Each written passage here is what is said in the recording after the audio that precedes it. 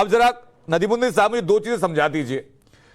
मौलाना साजिद रशीदी यही कहते हैं कि जो मोहन भागवत कह रहे हैं उसमें छल है, असदुद्दीन ओवैसी यही कहते हैं कि जो मोहन भागवत कह रहे हैं उस पर विश्वास नहीं करना चाहिए। किस लिहाज से? देखिए सुनिए, 91 का कानून है, 91 का कानून आने के बाद ज्ञानवापी को क्यों छेड़ा जा रहा है, क्यों मथुरा को कहा जा रहा है, क्यों सैकड़ों मसाजिदों की बात की जा रही? 91 का जब कानून बना था उस वक्त वाजपेयी जी पार्लियामेंट में थे, उस वक्त अडवाणी जी पार्लियामेंट में थे, उन लोगों ने तो इसका विरोध नहीं किया। मैं कहता हूँ गड़े मुर्दों को क्यों उखाड़ रहे हो? सुनिए बात सुनिए, पहले बोलने काउंटर कीजिएगा, पता है सर, एक सेकंड पहले बोलने फिर काउंटर करेंगे। 92 तक उसमें एक श्रृंगार बॉडी में एक सेकंड वक्त है चार खवातीन है, सिर्फ यही तो कह रही बोल के जो बोल रहे हैं उनको सुनकर के काउंटर कीजिएगा सर। बोलते बोलते काउंटर करेंगे तो व्यूअर नहीं समझ पाएंगे हमारे। मैं आ रहा हूं आपके पास। अरे सुनिए, हाँ सुनिए, अब ज्ञानवापी का मुद्दा उठाया जा रहा, कहा जा रहा है कि मुगल, देखिए मुगलों के बारे में बात की जा रही, क्या इतिहास मुगलों का है? अशोका का इतिहास नहीं है। बौद्धों के कितने धर्म स्थल को गिराए गए? मैं कहता हूँ नदीमुद्दीन जी, मेरा ना एक बहुत बुनियादी सवाल है। जो लोग गंगा जमुनी तहजीब की बात करते हैं, जो लोग भाईचारे की बात करते हैं, मुझे समझ नहीं आता कि एक दूसरे की आस्था का, विश्वास का आदर क्यों नहीं कर सकते? अरे कहाँ का आस्था? आज की तारीख में कहाँ की आस्था नहीं है सर? कहाँ की आस्था नहीं है? ज्ञानवापी को लेकर के जो 5 महिलाएं गई थी कोर्ट में, उन्हें पूजा करने का अधिकार मांगा था। मुख्य मुद्दा कहां से शुरू हुआ था? मथुरा में जहां की बात चल रही है, वहां पर श्री कृष्ण की जन्मभूमि उसको कहा जाता है कि वहां पर वो पैदा हुए थे।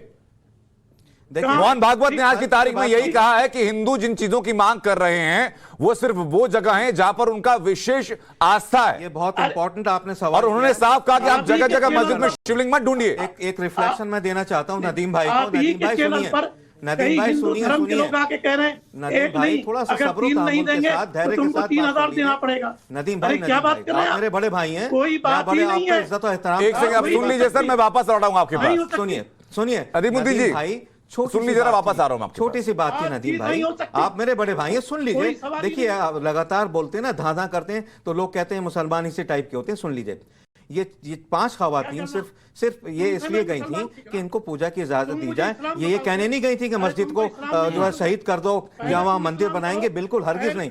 शुरू में बात मान ली जाती, पीछे के हिस्से पे ये अपनी पूजा कर लेती, आगे 5 वक्त नमाज होती। कितना अच्छा सेक्युलर इमेज है पूरी दुनिया में। नदीमुद्दीन जी कुछ कहना चाह रहे हो, उसके बाद में चलूंगा फिर अली कादरी साहब के पास। कमेटी इसको मान लेती। ठीक है, वक्त अहमद साहब एक सेकंड। नदीम भाई, नदीमुद्दीन जी आपके पास अगले 30 सेकंड है सर, अपनी बात आप अनम्यूटेड रखिए सर। एक सेकंड की बात सुनिए सर। हमने टिप्पणी नहीं की है भाई जी। नदीमुद्दीन जी अपनी बात आप रखिए सर। देखिए सुनिए, देखिए मामला कोर्ट में है, बातचीत करने का कोई जवाब ही नहीं है। ये मसला बातचीत से हल होने वाला नहीं है। अगर बातचीत की बात की जाएगी वो कहेंगे ज्ञानवापी दे दो, वक्त अहमद साहब सर, हम लोग थोड़ा संतोष के साथ सुनते हैं ना। वक्त अहमद साहब, आउट ऑफ कोर्ट निपटा लीजिए। फिरोज वक्त अहमद साहब, देखिए मेरी गुजारिश है सर कि एक दूसरे को ओवरलैप ना करें, ना उनकी बात से समझ पाएंगे ना आपकी बात समझ पाएंगे। वक्त अहमद साहब, फिरोज वक्त अहमद साहब, फिरोज वक्त अहमद साहब, फिरोज वक्त अहमद जी, फिरोज वक्त अहमद जी, सुनिए सर, आप भी तो सुनिए सर। आप अभी नदीमुद्दीन साहब को आप नसीहत दे रहे थे, आप भी तो मानिए ना। अगर एक मेहमान एक दफा कुछ बोल रहा है तो आप सुनकर के काउंटर कीजिए। एक दूसरे को ओवरलैप करके बोलेंगे तो ना वो आपकी बात समझ पाएंगे ना दर्शक आप दोनों की बात समझ पाएंगे। मौलाना अली कादरी अपनी बात आप पूरी कीजिए सर, काफी देर से आप इंतजार कर रहे हैं। देखिए साहब, पहली तो बात यह है कि हमारे कुमार साहब ने कहा कि जो है मैं 2 किस्म का बयान देता हूं, तो मैं उनको यह कह देना चाहता हूं कि जहां पर मैं एक भारतीय हूं वहां पर मैं मुसलमान भी हूं, तो मैं अपने देश की भी बात करूंगा, मैं अपनी कम्युनिटी की भी बात करूंगा। दूसरी बात, नदीमुद्दीन आपके चैनल पर बैठे हैं, उन्होंने मेरा नाम लिया, इसलिए मैं कह रहा हूं कि बातचीत से मसला हल नहीं होगा।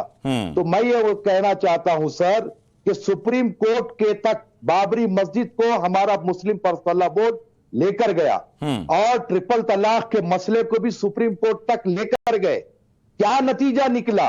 सुप्रीम कोर्ट ने जो पैरवी की, जो हिंदुस्तान के सारे मुसलमानों को वरगलाते रहे, क्या नतीजा निकला?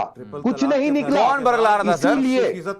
इसीलिए कौन बरगला रहा था कादिर साहब? और मुझे बताइए कि चलिए सुनिए, जो राम जन्मभूमि का मुद्दा था वो आस्था का मुद्दा था, लेकिन ट्रिपल तलाक वाला तो एक मानवता के हक का मुद्दा था ना, उससे एतराज किया था। जरा सुन लीजिए सर, मेरे मुंह में किसी के शब्द नहीं रखे जाएंगे, मैं जो हक है वो बोलूंगा। जो हुआ हुआ। अब रहा सवाल, आज जो मोहन भागवत जी ने कहा कि इसको भाईचारगी के जरिए हल करो, तो हम खुद चाह रहे हैं, और हिंदुस्तान में शायद पहला मैं मुस्लिम आदमी था जो संवाद की बात किया, हर चैनल पर किया, और आज भी कर रहा हूं, क्योंकि ये जो लोग पैरवी कर रहे हैं, ये लोग पैरवी नहीं कर सकते बराबर। ये लेकर जाकर फिर कोर्ट में सारी कम्युनिटी को खपाएंगे। मुझे यकीन है हम मोहन भागवत जी के वो बात का समर्थन करते हैं कि भाईचारगी के जरिए। तो अली कादरी साहब, जिस वक्त आप मोहन भागवत के बयान का समर्थन कर रहे हैं, एक सेकंड वक्त है साहब, जिस वक्त कादरी साहब आप उनका समर्थन कर रहे हैं, साथ ही साथ असदुद्दीन ओवैसी, मौलाना साजिद रशीदी, इनकी जरा इनके खिलाफ तो बोल दीजिए। हम तो देखिए, सुनिए, देखिए, मैं किसी के खिलाफ बोलने के लिए आपके चैनल पर नहीं आया हूं कि आपने ये कहा सेंसिबल बात कही है मोहन भागवत साहब ने। सुन लीजिए, थोड़ा सब्र तहम्मुल से सुन लीजिए, लगातार ना बोलिए, वरना लोग ये कहते हैं कि मुसलमान इसी तरह के होते हैं, किसी की बात नहीं सुनते, जिद्दी होते हैं। सुनिए, मोहन भागवत की आपने तारीफ करी, मैं आपके साथ हूं, इस बात को कम्युनिटी में आगे लेके जाइए। आप एक धर्म गुरु हैं, आपके लोग इज्जत करते हैं, आप समझाइए मुसलमानों को कि मोहन भागवत ने सही बात कही है। ठीक बात है।